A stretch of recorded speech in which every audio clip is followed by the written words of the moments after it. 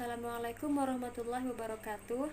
Perkenalkan, nama saya Putri Aurelia Risainita. Saya dan teman-teman akan mempresentasikan video ujian akhir semester yang berjudul Pemetaan Aktor Nasional dalam Pembentukan Undang-Undang Omnibus Law Cipta Kerja. Dan saya persilahkan pemateri untuk mempresentasikannya. Terima kasih kepada Putri Aurelia selaku moderator. Di sini saya pemateri pertama akan menjelaskan teori elit menurut Robert Putnam, yaitu menganalisis peran pengaruh elit dari perspektif posisi, reputasi, dan pembuatan keputusan. Dari analisis posisi, seperti yang kita ketahui terkait analisis posisi dalam teori Robert tersebut, yaitu menempatkan elit berada pada posisi struktural organisasi, yaitu mereka yang paling banyak memberi andil dalam masyarakat.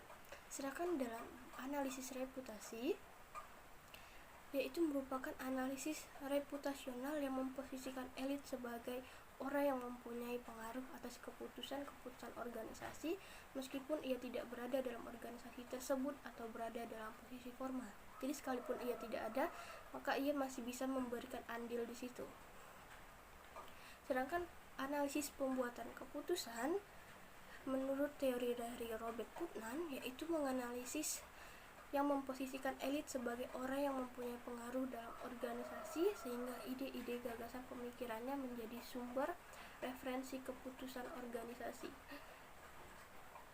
Jadi elit adalah mereka yang memimpin yang berada di atas, dan mereka yang mempunyai ide-ide atau gagasan yang nantinya akan diambil untuk kebijakan-kebijakan selanjutnya atau untuk keputusan-keputusan selanjutnya. Sekian dari saya dan akan dilanjutkan oleh pemateri selanjutnya. Kemudian analisa pemetaan aktor nasional yang ketiga yaitu terkait analisa pembuatan keputusan. Seperti yang kita ketahui bahwa analisa pembuatan keputusan dalam teori Robert Putnam merupakan analisa yang memposisikan elit sebagai orang yang mempunyai pengaruh dalam organisasi, sehingga ide-ide gagasan pemikirannya menjadi sumber referensi keputusan organisasi. Jadi, jika kita kaitkan dengan pembuatan keputusan dalam pembentukan RUU Cipta Kerja, terdapat 12 aktor yang tersebar dan memiliki peran serta fungsi berbeda di Satgas dan Panja DPR UU Cilaka. 12 orang itu antara lain yang pertama Airlangga Hartarto, Rosan Roslani, Pandu Patria Sahrir, Puan Maharani, Arteria Dahlan, Beni Sutrisno, Aziz Samsudin, Erwin Aksa, Raden Pardede, M.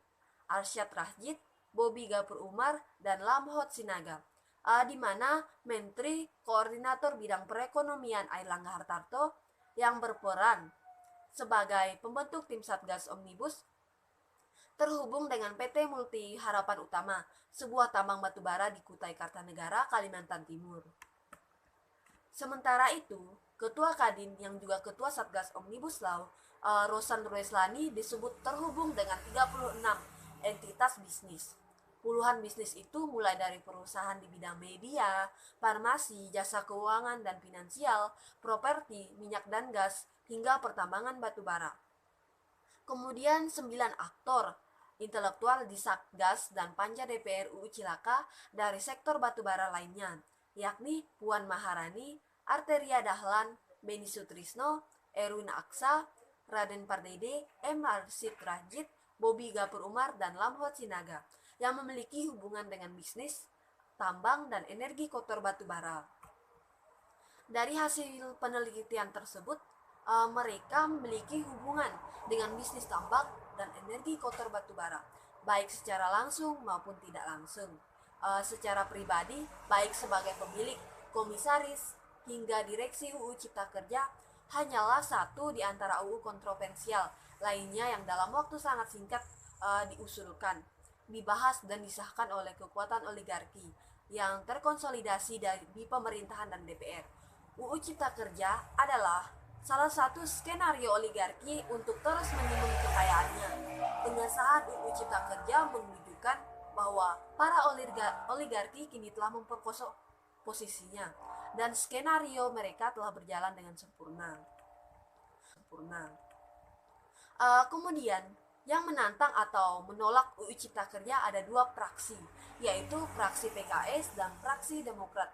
Mereka adalah Hinca Panjaitan dari fraksi Demokrat, dan Ledia Hanipa dari fraksi PKS. Fraksi Demokrat yang diwakili Hinca Panjaitan mengatakan RUU Cipta Kerja tidak memiliki nilai urgensi dan kepentingan yang memaksa di tengah krisis pandemi COVID-19 karena mereka membuat itu pada saat kondisi kurang memungkinkan dan tidak baik.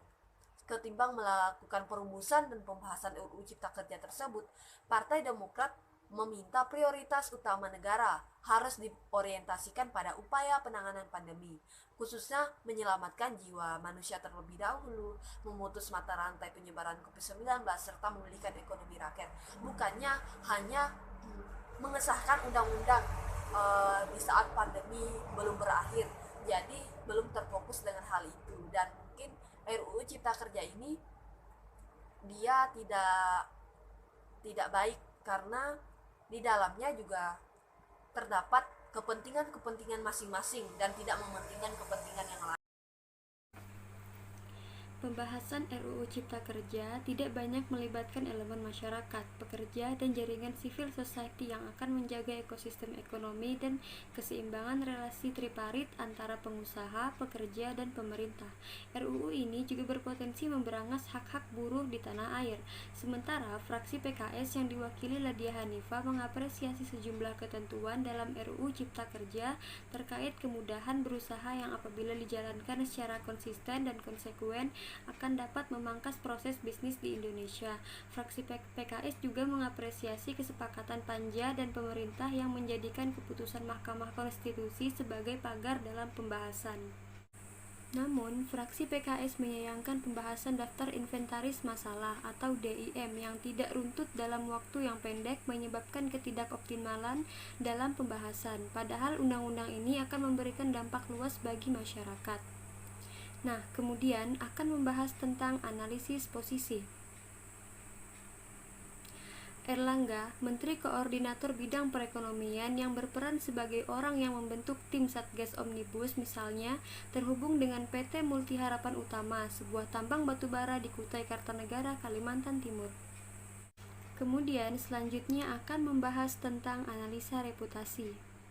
Seperti yang kita ketahui, analisa reputasi dalam teori Robert Putnam bahwa reputasi merupakan analisa reputasional yang memposisikan elit sebagai orang yang mempunyai pengaruh atas keputusan-keputusan organisasi. Jadi, jika kita kaitkan dengan pembentukan RUU Cipta Kerja, di mana RUU Cipta Kerja merupakan RUU yang diusulkan Presiden Joko Widodo dan merupakan bagian dari RUU Prioritas tahun 2020 dalam Program Legislasi Nasional tahun 2020. Ketenaga kerjaan ini setelah mendapat perintah resmi dari Presiden Joko Widodo merupakan orang yang berpengaruh dalam terciptanya RUU Cipta Kerja, dan bisa dibilang bahwa Presiden Jokowi merupakan reputasi dalam pembentukan RUU Cipta Kerja tersebut.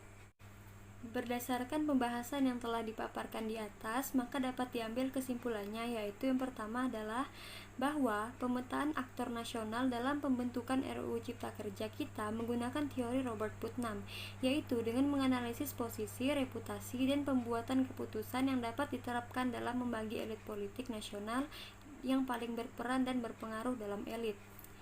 Yang kedua yaitu Erlangga Hartarto adalah aktor nasional dalam analisis posisi karena dia yang berperan dalam pembentukan tim Satgas Omnibus Law dalam pembentukan RUU Cipta Kerja. Yang ketiga adalah Presiden Joko Widodo merupakan reputasi karena dia yang mempunyai pengaruh atas keputusan-keputusan RUU Cipta Kerja. Apakah RUU Cipta Kerja tersebut benar adanya, baik atau tidak dengan kondisi bangsa Indonesia. Panjaitan dan Ledia Hanifa yang merupakan tokoh penentang dalam pembuatan keputusan RUU Cipta Kerja. Apakah RUU Cipta Kerja tersebut benar adanya, baik atau tidak dengan kondisi bangsa Indonesia. Yang keempat adalah analisa pembuatan keputusan adalah Erlangga Hartarto, Rosan Ruslami, Pandu Patria Syahrir, Puan Maharani, Arteria Dahlan, Beni Sutrisno, Aziz Syamsuddin, Erwin Aksa, Raden Pardede, M. Arsyad Rashid, Bobi Gafur Umar, dan Lamhot Sinaga. Karena mereka seimbang, sama rata bersama-sama paling berperan yang memiliki pengaruh dalam memberikan ide-ide gagasan pemikiran. Yang kelima yaitu Hinca Panjaitan dan Ledia Hanifa merupakan tokoh penentang dalam pembuatan keputusan RUU Cipta Kerja. Berdasarkan kesimpulan secara umum, penulis mengajukan saran-saran sebagai berikut dalam elit politik pembentukan RUU Cipta Kerja, yaitu seharusnya elit dalam pembentukan RUU Cipta Kerja harus memiliki sikap elit yang peduli dengan lingkungan sekitar dan keadaan seharusnya, dan tidak mementingkan kepentingan masing-masing. Karena elit dalam pembentukan RUU Cipta Kerja ini banyak ditentang karena hanya menguntungkan pengusaha besar dan investor asing, serta Undang-Undang Cipta Kerja banyak merugikan buruh, nelayan, dan kelompok masyarakat lain. Lebih banyak melayani kepentingan korporasi hingga melahirkan hyperregulasi semu. Pembuatannya pun banyak yang tidak sesuai mekanisme pembentukan peraturan perundang-undangan. Baiklah, sekian dari kelompok kami. Mohon maaf bila ada kesalahan kata dalam penyampaian materi ini. Kami ucapkan terima kasih. Wassalamualaikum warahmatullahi wabarakatuh.